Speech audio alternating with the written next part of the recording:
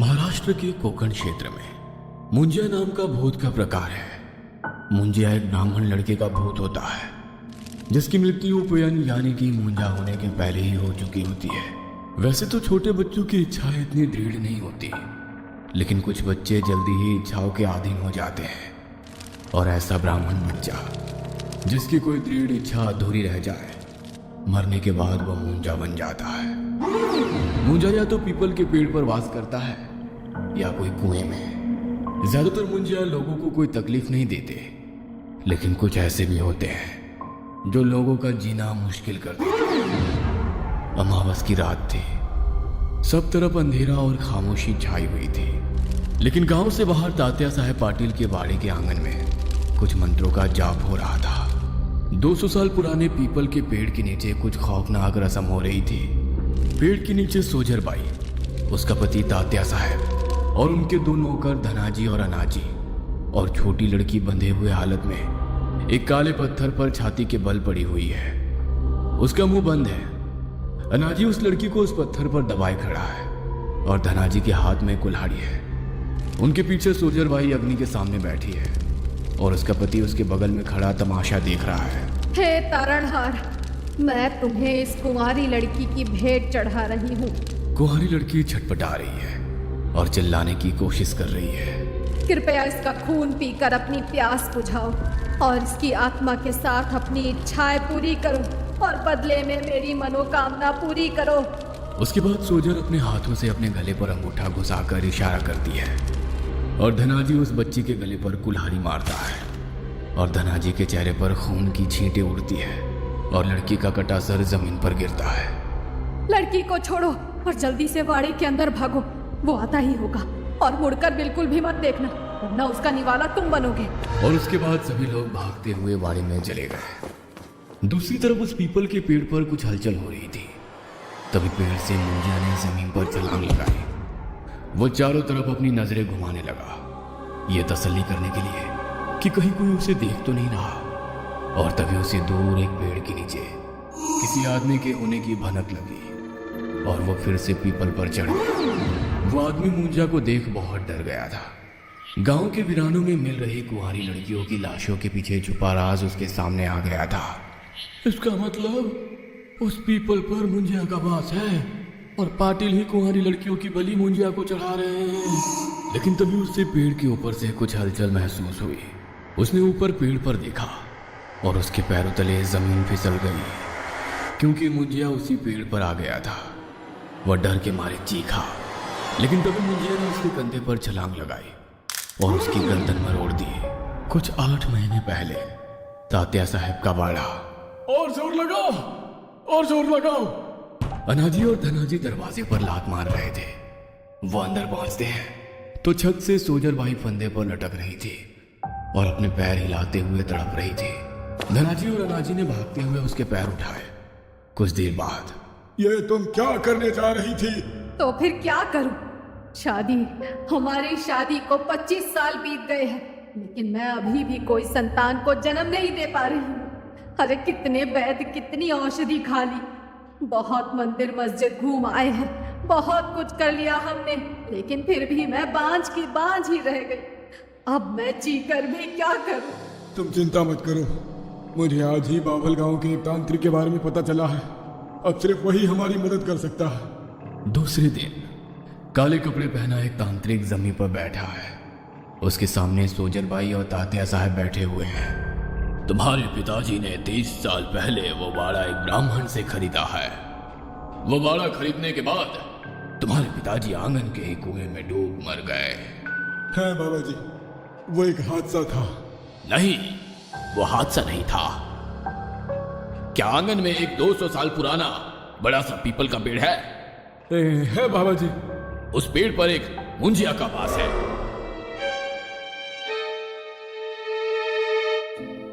क्या मतलब एक ब्राह्मण लड़के की आत्मा? हाँ, वो मुंजिया वाड़े के पहले मालिक का बेटा है, जो कि एक ब्राह्मण था। उसका बड़ा बेटा माधव चोट मुंज करने से पहले ही आंगन के कुएं में डूबकर मर गया। उसकी कुछ ही महीनों में शादी होने वाली थी। उसमें वासना भरी थी जो पूरी नहीं हो पाई, इसीलिए वो मुंजिया बन गया। 32 साल से वो उस पीपल पेड़ पर रह रहा है। वो काफी दुखी है क्योंकि उसकी इच्छा अभी भी पूरी नहीं हुई है। वो चाहता है कि तुम उसकी वो इच्छा पूरी करो, इसीलिए उसने तुम्हारे परिवार पर अपना कहर बरसाना शुरू कर दिया ताकि तुम उससे तंग आकर उसकी इच्छा पूरी करो। उसने तुम्हारे पिताजी को कुएं में डुबा कर मार डाला, लेकिन फिर भी तुम लोग उसके इशारे को नहीं समझ पाए। इतने साल से तुम्हारे बच्चे नहीं हुए, फिर भी तुम्हें इस मुंजिया के बारे में पता नहीं चला। खैर, वो चाहता है कि तुम उसे खुश करो और फिर तुम्हें खुद की संतान होगी। तो अब क्या करें बाबा जी? मुंजिया को खुश करो। लेकिन कैसे?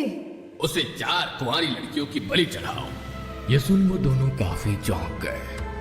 उन्हें अपने कानों पर बिल्कुल भी विश्वास नहीं हुआ। लेकिन कुंवारी लड़कियों की बलि लेकर वो क्या करेगा? क्या वो अपनी वासना उनकी आत्माओं से पूरी करेगा? पता नहीं, लेकिन वो कुंवारी लड़कियों का खून पीना चाहता है और उनकी आत्माएं अपने कब्जे में करना चाहता है। तुम इस बात को ठंडे दिमाग से विचार करो। इसके बाद वो दोनों वाड़ी पर आए। बहुत विचार करने के बाद उन्होंने ये तय किया कि वो मुंजिया को खुश करने के लिए 4 कुंवारी लड़कियों की बलि देंगे। तात्या साहब ने उसके 2 वफादार नौकरों को बुलाया। अनाजी और धनाजी दोनों सगे भाई थे और पीढ़ी पर पीढ़ी उनके खानदान के मर्द पाटिल के यहाँ नौकरी करते आ रहे थे। तात्या साहब ने उन्हें कुंवारी लड़कियों को उठाने का जिम्मा दिया और उसके बाद वो आदिवासी, गरीब गांव वाले और बंजरों की कुंवारी बच्चियां उठाने लगे। उन्होंने चौथी बलि चढ़ाई, लेकिन उसके 3-4 महीने बाद भी सोजरबाई पेट से नहीं हो पाई। यह देख वो फिर से तांत्रिक के पास गए। तब तांत्रिक ने कहा कि मुंजिया अभी खुश नहीं हुआ। वो तुम्हारा उसके प्रति पूरा समर्पण चाहता है और चाहता है कि तुम उसे तब तक कुंवारी लड़कियों की बलि चढ़ाओ जब तक वो खुश ना हो जाए। तात्या साहब और सोजरबाई के पास कोई दूसरा रास्ता नहीं था, इसलिए वो इसके लिए राजी हो गए और फिर बलि का सिलसिला शुरू हो गया। गरीबों की कुंवारी लड़कियां उठाई जाने लगी और उनकी बलि मुंजिया को चढ़ाई जाने लगी और मुंजिया उनके खून से अपनी प्यास बुझाने लगा। वह कुंवारी लड़कियों के आत्माओं के साथ ना जाने क्या करता, इसकी खबर किसी को नहीं थी। इस इलाके में हो रहे हत्याओं से पूरा महाराष्ट्र दहल उठा था। लोग अपने बच्चियों को दिन में भी घर से बाहर नहीं निकलने दे रहे थे। पुलिस इस पर अपनी जांच कर रही थी, लेकिन आरोपी कोई भी सबूत नहीं छोड़ रहे थे। इसलिए मुंबई से सीआईडी ऑफिसर देश पांडे अपनी टीम के साथ उस गांव में पहुंचे। उन्होंने जांच शुरू की, लेकिन कोई भी सुराग नहीं मिला। आज का दिन कुछ बंजारों को गांव के जंगलों में अन्ना की लाश मिल गई, जिसकी गर्दन मरोड़ दी गई थी। उसका सर पीछे की ओर मुड़ा हुआ था। सीआईडी ऑफिसर देश पांडे उस जगह पहुंच गए। उस जगह से पाटिल का वाड़ा बस सामने ही था। तभी उसकी नजर उस पुराने पीपल के पेड़ पर पड़ी। यह हत्या बाकी हत्याओं से अलग है, क्योंकि इसकी मौत गला काट कर नहीं हुई है। हाँ सर, लेकिन जिस तरह से इस आदमी का सिर उल्टा मोड़ दिया है, इससे यह पता चल रहा है कि यह काम किसी साधारण आदमी का नहीं है। यह कोई पहलवान का काम है। लेकिन शायद इस हत्या का बाकी हत्याओं से कोई संबंध नहीं है, क्योंकि कुंवारी लड़कियों की हत्याएं बलि के लिए की गई है। ये कुंवारी लड़कियों की बलि कैसे चढ़ाई जाती है? उसी इलाके का एक हवलदार उनके साथ था। वो बोला, जी, किसी देवी को या फिर भूत या राक्षस को साहब। क्या भूत प्रेत पीपल के पेड़ पर रहते हैं? ऑफिसर देश पांडे ने उस पीपल की ओर देखकर कहा। हाँ साहब। पुलिस को वहां देख पाटिल के दोनों आदमी धनाजी और सनाजी वहां पहुंचे। उन 2 पहलवानों को देखकर देश पांडे उन पर ही शक करने लगे। खैर, उसके बाद जांच के दौरान वो मृतक अन्ना के घर पहुंचे। क्या आपके पति की किसी से दुश्मनी थी? नहीं जी, लेकिन मुझे लगता है कि उनकी हत्या पाटिल के आदमी धनाजी और अनाजी ने की है। लेकिन आपको ऐसा क्यों लग रहा है? क्योंकि कुछ दिन पहले उन्होंने मुझसे कहा था कि एक रात जब वो खेत से लौट रहे थे, तब उन्हें रास्ते में अनाजी और धनाजी जमीन खोदते हुए दिखे थे। उनके पास ही जमीन पर एक बोरी पड़ी थी। ऐसा लग रहा था मानो उसमें कोई इंसान हो। जब उन्होंने उनसे पूछा कि उसमें क्या है, तो वो बोले कि इसमें गाय का मरा हुआ बछड़ा है। लेकिन उन्हें शक हुआ, क्योंकि इतनी रात को कौन बछड़ा दफनाता है। और उसके ठीक 7-8 दिन बाद गांव के दूसरी जगह कुत्तों ने जमीन से एक लड़की की लाश कुरेद कर बाहर निकाली थी। शायद मेरे पति उन पर ही नजर रख रहे थे और उन्होंने कुछ देख लिया था, इसीलिए उन दोनों ने उनकी हत्या कर दी। ये सुन ऑफिसर देश पांडे को हत्याओं की जांच में मजबूत दिशा मिल चुकी थी। उन्होंने धनाजी और अनाजी पर पूरी नजर रखी, लेकिन धनाजी और अनाजी काफी तेज और चालाक थे। अनाजी और धनाजी को यह बात पता चल गई कि पुलिस उन पर नजर रखे हुए है। शाम को वो वाड़े के पिछले दरवाजे से बाहर निकले और जंगलों से दूसरे गांव की तरफ गए। वहां से गुजरते वक्त उन्हें जंगल में एक औरत दिखाई दी जो 9-10 साल की बच्ची के साथ जंगल में लकड़ियां जमा कर रही थी। अनाजी ने चुपचाप पीछे से जाकर उस औरत की सिर में लाठी मारी और औरत बेहोश हो गई। उसके बाद अनाजी ने बच्ची का मुंह दबाकर उसे उठा लिया और उसे वाड़े में ले आया। रात हो चुकी थी, सब तरफ अंधेरा छा गया था। रात के 12 बज रहे थे। मालकिन, एक बार फिर से सोच लो, पुलिस वाड़े पर नजर रखे हुए है। अगर आज हम बलि चढ़ाएंगे तो पुलिस हमें रंगे हाथों पकड़ लेगी। मुझे मुंजिया के प्रति समर्पण दिखाना है।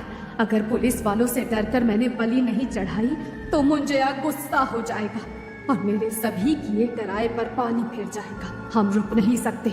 अगर पुलिस बीच में आती भी है तो भी हम बच्ची की बलि चढ़ाएंगे।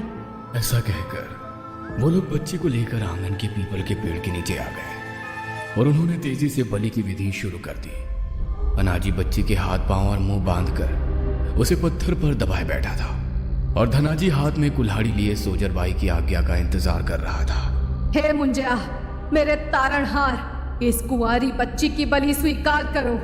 वो आगे बोलने ही वाली थी कि तभी रिवॉल्वर से गोली चलने की आवाज आई। ऑफिसर देश पांडे वहां अपनी टीम के साथ पहुंच गए थे। रुक जाओ, वरना मैं गोली चला दूंगा। ऑफिसर देश पांडे धनाजी पर दूर से रिवॉल्वर रोकते हुए बोला, मुझ पर कृपा करो मुंजिया। धनाजी, काट दो। और तभी धनाजी ने कुल्हाड़ी हवा में उठाई। ऑफिसर देश पांडे ने उस पर गोली चलाई और गोली उसके सीने पर लगी, लेकिन धनाजी रुका नहीं। उसने जख्मी होते हुए भी बच्ची के गले पर कुल्हाड़ी मारी और बच्ची की गर्दन कट गई। उसका सिर जमीन पर गिर गया और कटोरी में धड़ से निकलता खून गिरने लगा। धनाजी अपनी वफादारी साबित करते हुए मारा गया और जमीन पर गिर गया। जंगल में भागो और पीछे मुड़कर मत देखना। सोजर भाई चिल्लाई और जंगल में भागने लगी। उसके पीछे पाटिल और अनाजी जंगल में भागे। ऑफिसर और उसकी टीम उनका पीछा करने लगी, लेकिन लोकल हवलदार बच्ची की तरफ भागा। वो निर्दयी हत्या देख उसका दिल दहल उठा था। तभी उसे पेड़ से हलचल सुनाई दी। उसने ऊपर देखा और उसके रोंगटे खड़े हो गए। वह चिल्लाया, लेकिन तभी मुंजिया ने उस पर छलांग लगाई। दूसरी तरफ ऑफिसर देश पांडे और उनकी टीम ने सोजरबाई, उसका पति और अनाजी को पकड़ लिया। जब वो वापस पीपल के पेड़ के पास आए तो सामने का नजारा देखकर वो सिर से पांव तक हिल गए, क्योंकि पीपल के पेड़ के नीचे हवलदार की बड़ी डरावनी तरीके से मुड़ी हुई लाश पड़ी थी। सोजरबाई ने बच्चे की लाश की तरफ देखा। वहां पर उसका कटा सिर नहीं था। वह देख वो खुशी से चिल्लाई, उसने सिर उठा लिया, उसने सिर उठा लिया। मुंजिया खुश हो गया। यह सुन उसका पति तात्या साहब पाटिल भी खुशी से नाच उठा। पुलिस ने उन्हें अपनी हिरासत में ले लिया, लेकिन कुछ ही दिन में अनाजी ने पुलिस कस्टडी में खुद की ही गर्दन मरोड़कर खुदकुशी कर ली, ताकि कोर्ट को उसके मालिक और मालकिन के खिलाफ कोई सबूत ना मिल सके। और कोई सबूत ना होने के कारण कोर्ट ने सोजरबाई और उसके पति तात्या साहब को बाइज्जत बरी कर दी। और ठीक 9 महीनों के बाद तात्या साहब पाटिल के वाड़ा बच्चे की किलकारियों से गूंज उठा। पाटिल के घर एक बच्चे ने जन्म लिया, एक ऐसा बच्चा जिसका चेहरा किसी जानवर की तरह बदसूरत था। शरीर पर जानवरों जैसे बाल थे। तभी पीपल के पेड़ पर बैठा मुंजिया जोर जोर से हंसने लगा। तुमने सिर्फ बच्चा मांगा था, वो इंसान हो या जानवर ये तुमने नहीं बताया था।